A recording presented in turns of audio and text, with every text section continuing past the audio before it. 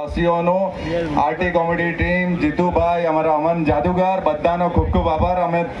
તમે પણ મને અહીંયા સાથ સહકાર આપ્યો છે એટલા માટે જ અમે અહીંયા બધું પ્રોગ્રામ અને કાર્યક્રમ કરી શક્યા છે. Thank you so much for that. અને એક વસ્તુ હું તમને કહી દઉં, હવે આ આપણે પ્રોગ્રામ રાખવાની પાછળ શું હતું, આના પાછળ એક જ ઉદ્દેશ્ય હતો. અમે દેશ વિદેશ મોટા નાના ઇન્ફ્લુએન્સર બ્લોગર જે તમે વિડીયોમાં જોતા હોય બધા જોડે અમારા કોન્ટેક્ટ હોય, અમને બધે મળતા હોય ત્યારે ત્યાં જાઉં તો મને એક જ વસ્તુ મગજમાં આવે. મેં કીધું મારા એરિયાના આવો કોઈ ઇન્ફ્લુએન્સર કે આવો કોઈ મારા એરિયાનો કોઈ ઇન્ફ્લુએન્સર ક્રિએટર કે આવો કોઈ બ્લોગર કેમ નથી જે આપણે ઇન્ડિયામાં ફેમસ હોય. તો આપણે એના માટે જ પ્રોત્સાહન આપવા માટે, કેમ કે આપણે આદિવાસી જે બેન્ડ છે એમાં જે બહુ વધારે ટેલેન્ટ છે બધામાં.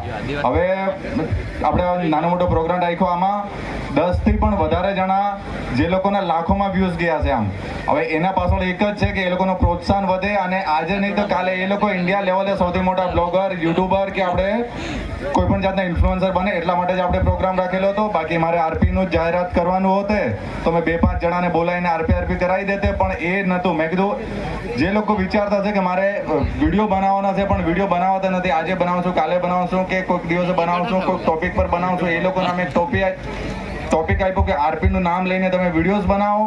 કાંઈ વાંધો નહીં, તમારો પહેલો વિડીયો રહે તો પણ કાંઈ વાંધો નહીં, તમારો વિડીયો ફેમસ થાય કે નહીં થાય તો પણ કાંઈ વાંધો નહીં. એટલા માટે જ આપણે પ્રોત્સાહન આપવા માટે 50 ઇનામ રાખ્યા છે.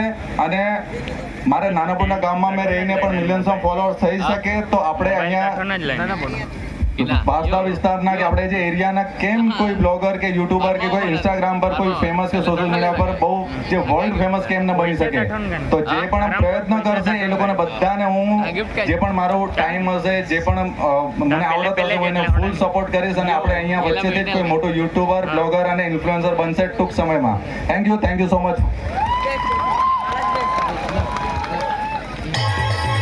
ખૂબ ખૂબ ધન્યવાદ પ્રકાશભાઈનો. એમણે જે વાત કરી ખૂબ મજાની વાત કરી અને એમણે જે પહેલ કરી છે, કારણ કે કદાચ